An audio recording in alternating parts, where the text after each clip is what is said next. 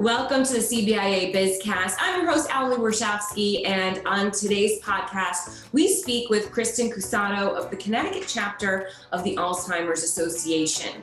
Now, this summer, the FDA granted accelerated approval for a first-of-its-kind drug for the disease, so we're definitely going to touch on that. And it's organizations like this one that help research behind this drug happen. Now, Kristen is going to tell us all about that. Welcome, Kristen, to our podcast. Hi, Ali. Thanks so much for having me. Kristen, like myself, you're a former news anchor, and you decided to leave the business to work for the Alzheimer's Association due to personal reasons. Do you mind sharing what those were?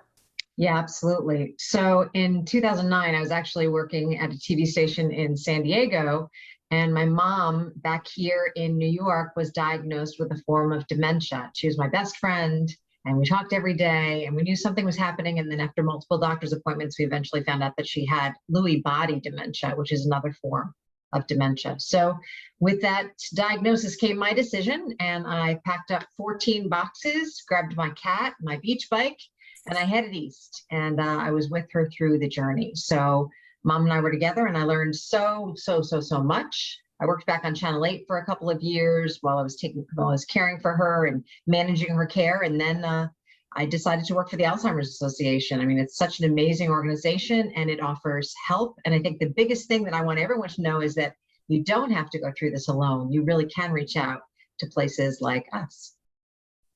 And that leads me right into my next question, which was, how did this organization help you while caring for your mother?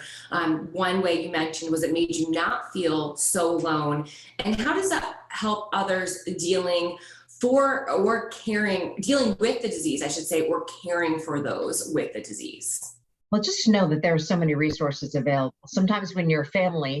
Oftentimes, when your family gets hit with this diagnosis, it's like getting hit with a Mack truck, and then you have to put all the pieces back together, and you don't even know what road you're on. You have no idea. So if you call us, we have an 800 number. I'm just going to throw that out. It's 800-272-3900. That's our helpline, 24/7 helpline. If you just call us and say, hey, I need a care consultation, I need to sit down with somebody, get some guidance on where do I even start? How do I process even starting this journey of dementia? What does it mean for me, my family, my loved one who has this disease? So we help you with that. We can help you find doctors and find services. We have 90 support groups. Most of things, have been online of late. We can talk about that in a moment. We have education classes that are all free. So you could attend something, even if you're not sure, if you don't have a diagnosis yet. A class called Know the 10 Signs. When do I take my memory concerns to a doctor? When do I say, oh, these things are something that I really should look into? So a class like that, all the way to classes about effective communications, how to talk to someone with this disease, how to go into their reality, how to learn to not argue, keep things simple, all the way to classes for people who are early diagnosed for themselves. How do I live with this disease? Plus, we have all sorts of early stage activities, because what you're really supposed to do, if you can, is keep the person engaged, right? You're living with this disease. It's not I am Alzheimer's, right? You're living with Alzheimer's disease. So continuing that quality of life as long as you can. And I think it's really important to realize that, like I said, that somebody's out there, because we really talk about the caregiver a lot, Ellie, and we say that you have to take care of yourself, because if you're not taking care of yourself as a caregiver, you could implode. And then what happens to the person you're caring for? So there's a lot of different things that we can assist you with. And so I appreciate you guys having us on so we could just share all that information. Yeah, and you mentioned that even though a lot of people might feel alone in this, there are, I believe you said 80,000 people in Connecticut that are diagnosed with either one of these. Yeah, there are 80,000 people right now living with Alzheimer's disease in Connecticut, and twice as many caregivers. Most of them family, most of them unpaid, right? And these are just the folks we know who've been diagnosed. There are a lot of folks who haven't been diagnosed yet. And age is the greatest risk factor of this disease. And we have a pretty aging state, and if you are diagnosed, most of the folks diagnosed with this disease are diagnosed over the age of 65. And then as you get older, your risk increases because age is the greatest risk factor. But then you talk about the fact that there are a number of people, and those numbers are going up, people diagnosed below the age of 65, and that's younger onset. And that's what my mom was diagnosed with, because she was diagnosed at 61. And I don't know, and maybe you can go into this, but at 61, I guess you probably might have thought, oh, you're too young for these type of diseases. Was it shocking to find out that it was indeed dementia? Yeah. I mean, the issue with this, and there are people in their 30s and 40s and 50s who we deal with who have this disease as well. And part of the issue is the fact that it's hard to get a diagnosis because that's not, as you mentioned, the first thing that a doctor would think, the first thing that a family would think. You're coming in with these, I know I'm kind of confused. I'm kind of not really remembering how to get home from a grocery store, not remembering all the steps it takes to make a pot of coffee, having a bit of a hard time with reverse and drive in the car, repeating stories. Oh, a doctor may say, you're depressed. Or, oh, as of late, gosh, we've all had COVID, right? COVID sadness, or it's affected so many people in so many different ways. So it takes a while sometimes for people to get actually diagnosed with this disease because of the fact that there are it looks like other things. So we're also on, a definite pledge to get more doctors and ER docs and APRNs and everyone trained to be able to diagnose these folks earlier. And if they are diagnosed earlier, there was a new drug that the FDA approved for treatment in those who have early signs of it. So now this is even more important to get that diagnosis because there's a drug that potentially could help you out. Can you explain what you know about that drug? Yeah, so this drug is called Aduhelm, Aduhelm, and it was called aducanumab before the FDA approved it, then the name changes. And this drug is the first disease-modifying drug of its kind approved by the FDA. What does that mean? Well, there are hallmarks of this disease in your brain called plaques and tangles. And I won't go into the crazy biology of it, but this drug made by a company claims to take away some of those plaques. So it doesn't cure the disease. It's a treatment to give families more time, right? To give them more quality of life, more time to take those photos, to have those vacations, to make those beautiful memories with family. And so what we as the association are very excited is to be able to offer something.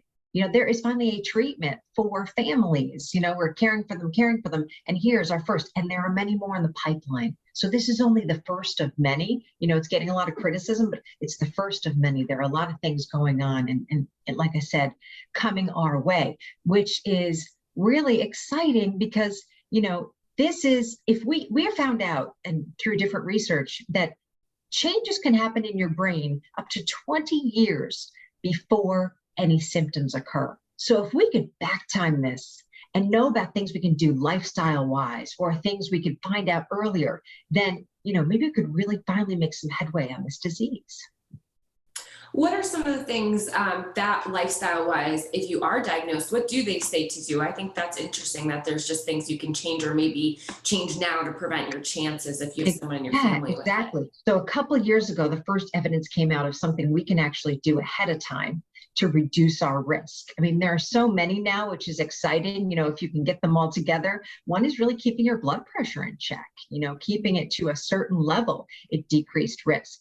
A study just came out 2 weeks ago at our Alzheimer's Association International Conference that said that if you're in an area where air quality is improving, your dementia risk decreases. There are things you can do like getting a flu shot. A couple of years ago, a flu shot actually reduced some risk of Alzheimer's. But we're having this study that we're running, we're funding and running as the Alzheimer's Association called the US Pointer Study. US Pointer Study looks at 4 tenets. Exercise, certain amount of exercise, eating, following a Mediterranean diet, which is good fats, right? It's good for the heart, avocado and omega-3s and blueberries, antioxidants. Cognitive and social engagement, which is so important, and is actually probably the answer to the first question that you had there. What can you do? Keep cognitively and socially engaged, and also more regular wellness checks. We're studying 2,000 people for a couple of years to see if doing all those things will actually reduce their risk. And there's other things you can do to reduce your risk as well. Wear a helmet when you bike because we know there's a head injury connection. Get enough sleep because we know when you sleep, it actually, interestingly enough, kind of washes out some of the toxins in your brain. Making sure you stay engaged and playing word games and maybe even drive a different way home from work, trying to challenge your brain. So there are a lot of things. And we encourage you to go to our website, which is alz.org, to find out about other things and other ways that you can work to help reduce your own risk, which is important because those of us who have a first degree relative, like my mom, that also puts me at an increased risk. Doesn't mean I'm going to get it, but it's something that I should be looking out for, as well. Yeah, and the cognitive, like keeping your brain active and functioning was tougher than ever in the last few years, or the last year and a half, I should say, not because you weren't waking up and thinking and going about your day, but a lot of older people who might have been in the early stages of this disease didn't have that interaction, didn't have that ability, which makes your fundraising even more important, which you do these walks every year throughout the state. There's one near me in Norwalk and a lot of the state parks. You do fundraising, everyone gets together, they walk. That's a big part of your fundraising. Were you able to do it last year and raise the money at a time where people probably are going to need your resources the most? Absolutely. And thanks for saying that, because people need us now more than ever, especially because people have been, in their homes, right, for a year and a half, just starting to come out. So we were able to have folks walk in their neighborhoods last year, right? It wasn't safe to gather in crowds of 1,000 or 3,000 people. So people kind of walked where they were. And they took a lot of photos and sent them to us. And people really needed something, right? And getting out and walking is something that's good for, exercising and good for your brain as well. So a lot of folks did join us. The fundraising was there. It wasn't quite as robust as it has been in years past, but people realized, we still need to help people and we still need to make a difference. And that money, by the way, that people raise at these walks goes to help us do all the care and support I mentioned at the top. That 800 number is free. The education classes are free. The support group is free. And then it goes to the research, which we were talking about. So the money you raised goes to really important things that affect our daily lives. So we are happy to share that as of now, we cross our fingers, right? We are walking in person this year. And of course, you can walk from home. That option is still available. People are concerned and whatever's happening, but they're outside events. There's 7 of them. They start on the 12th of September in Central Connecticut, and they go all the way through October 10th. So there's 7 straight across the board, all over the state. You can just go to alz.org/walk to find one that is near you. And we encourage you and excited to come out safely. We're doing all safety COVID protocols according to the CDC in each town, of course, and stay tuned for those things in case anything changes with that. But as of now, we are walking in person. And Ali, you've been to that walk. The walks are so amazing and emotional. They are. And I know you have the flowers behind you, which you will be handing out a little differently this year, but those are of big significance at the walks. You take one for the color of whether you're caring for someone, in maybe in memory of someone. And it's just powerful to see the garden that's developed after, where you can write the person's name on a petal and you just kind of realize you're not alone, which I think more than ever, that's something we need to feel after the last year and a half, especially for those who not only had to deal with the pandemic, but also a loved one whose mind might be failing them as well. Yeah, absolutely. It's just such a beautiful, beautiful moment. And you just hold the flower up and everyone in the, around you, just look around and see, there are people in various stages of this disease as well. And I think sometimes the first time that people encounter us is at a walk. They're like, I'm not too sure about calling that number, not too sure about going to a class. I don't know if I want to share in a support group. Maybe I'll just go to the walk and see what it's like. Well, you'll see it. You'll see that you're, surrounded by so many people who are willing to share. And everyone's got these little tips and tricks that they learned along the way. So it's really kind of an interesting sharing moment as well. So we hope you attend, and we would love for, I know it's our BizCast and CBIA cast, right? And we're talking about getting businesses involved. We'd love for you guys to come out and get involved with us and start a team, because, it's all benefiting. The more we raise money to help families and the more we raise money for research, essentially it's definitely affecting employee productivity, and not just people who have the disease, but caregivers, because you really need to take care of yourself. And if they're able to get that break or get that respite or go to that support group, then they can, go back and be, productive employees at the same time. So there's a lot happening. And we'd love everyone to join us at the walks this fall. And if they can't join you at the walk, but they hear this and they have a loved one, or maybe they themselves are struggling with the disease, you said that in this virtual world now that we live in, because a lot of things in person have been postponed or scaled back, you've actually seen more people reach out to the organization and attend your virtual meetings. Absolutely. Because why? Because you don't have to get in the car and drive. You don't have to deal with the traffic. What time is it? And if you're caring for a loved one, I don't have to get someone to care for them, come in and watch, right? You can just step into another room. So we've actually served more people with our virtual education classes and our support groups, which are amazing. So we're probably going to keep that kind of hybrid situation, right? So that some people can go in person, because sometimes, as you know, you need the energy of being near someone, right? And seeing them in 3D. This is a little bit challenging, but this also is working for people who really can't get out as much, can't get out to the house. And we also have these great activities for people in the early stages that we're offering online. We have museum classes that people can attend. We have a singing group that's just so amazing called Shared Voices. And we have someone playing guitar and then people just kind of sing along with the songs. We have gentle movement. We had a cooking class for a while. So there's a lot of great things, again, to kind of keep people socially engaged. I know we talked about the walk, but I want to circle back to that for a second, because all that funding, of course, makes these programs happen. Did your funding take a hit during the pandemic because a lot of your fundraising events might have been in person, or were you lucky enough to stay the same? Yeah, we had to cancel a bunch of stuff last year. We had a big dinner planned, we had a big gala planned, and then our walks all went virtual. So yeah, it definitely took a hit, and we need people to help us even, now more than ever, because our families are reaching out to us and are definitely in need. And I think each year, the awareness grows, right? So each year we know that more people know that it'd be great to go to a support group, right? Or it'd be great to go to an education class. So the need increases, and as more people are getting diagnosed, because the education is just growing. So we definitely could use everyone's help to come join us this fall and help make up the difference, and try to help us out to raise money for all our programs and services and the research. And there's such great research happening all over the state.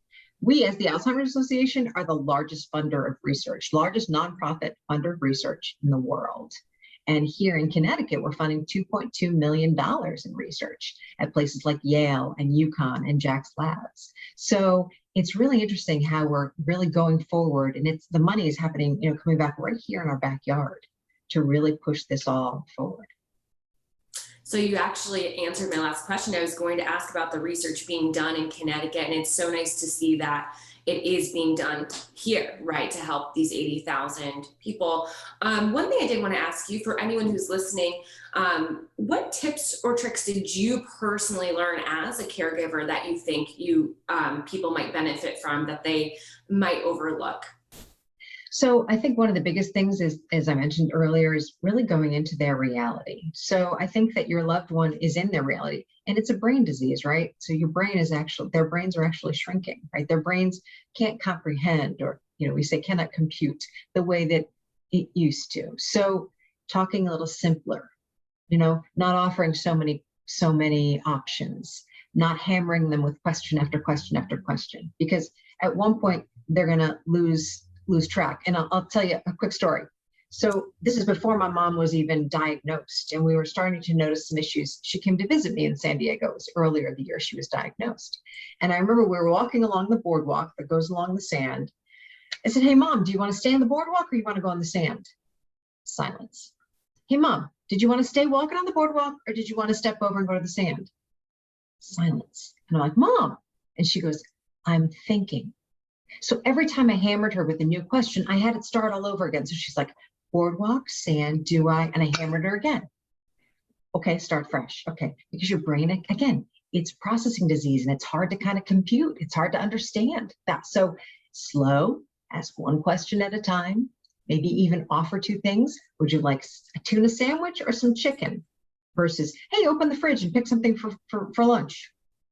It could be like too much for that. So going into their reality also, they can't come into ours anymore. So if they think today is Tuesday, my goodness, it's okay if they think it's Tuesday. Go with it. You know what? It's Tuesday. You're right. It's Tuesday. I'm not going to fight with you and say, no, it's Wednesday. No, Mom, come on. No, it's Tuesday in their brain. Does it hurt anybody? No. All right, Mom, it's Tuesday. Cool. But we're going to do what we normally do on Friday because it's really Friday. You know, whatever it is, you have to kind of be creative, right? In your own caregiving and just being there for them and giving them so much love, because that's really the emotion is the last thing that goes. So even if they can't respond, you say, oh, she's not talking today. She's not there. She's not looking. She's probably listening, you know, so continue to give them love and be as gentle. And I really think that they feel your essence as you approach versus your you maybe comprehending what you're saying. So really try to be as positive and loving as you can.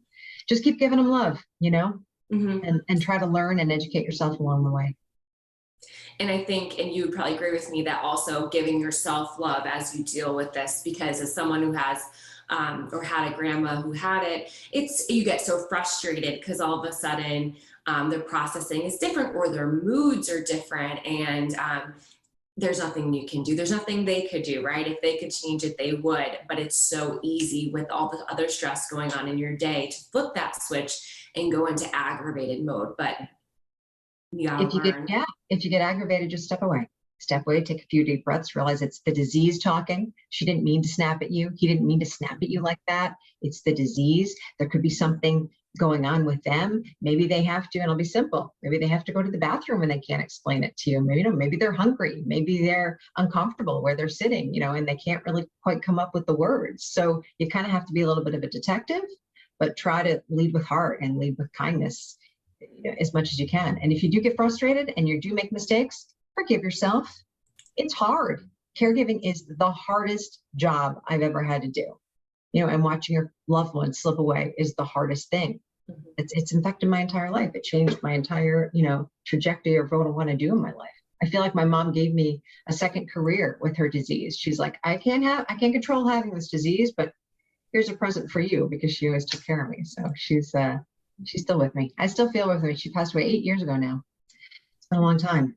So ironically, I'm realizing that my grandmother passed away today about 8 years ago as well. I don't know the exact number, and that was not out of planning, but today I just realized that August 11th. So they clearly are with us. Absolutely. Well, we hope to, I hope to see you at one of the walks this fall. Fingers crossed everything's able to happen in person. And we really enjoyed having you on this BizCast. We do like to do a little bit of a rapid fire as a Connecticut resident of just small things you enjoy in your community. And I believe you said you're in Fairfield? Yes. Yeah. Do you have a favorite restaurant you like to visit there? I love Molto. Molto is a great restaurant. Great top. Excellent. Yes. I know exactly where that is because I might frequent the ice cream place near there. Oh, yeah. Know that one too. Indeed. Yep. Yeah. And then do you have a favorite place in that town? Maybe it's a park or just area where if you had a second to just read a book, breathe, that you would go to that maybe people don't know about? Yeah, I actually am lucky enough I can bike to the beach. So I definitely love to go to the beach all times a day. And it's just great to just be there and have the waves, you know, come ashore and just remind you, you know, that this is life. It keeps happening and you just do the best you can. And, you know, we're just trying to help people as much as we possibly can. And thank you guys for having us and helping spread the awareness. You know, we're just really pleased that, you know, everyone's really coming around and embracing what we have to offer for services for those with dementia and their families. Well, I hope we get to circle back with you and talk about some more things your organization is doing in the future. But thank you so much, Kristen, for coming on our CBIA BizCast. You can listen to our BizCast pretty much anywhere you get podcasts. If you want to listen on Apple, you can also subscribe to our YouTube channel and visit CBIA.com as well. We will talk to you, Kristen, soon. Thank you. Thanks very much.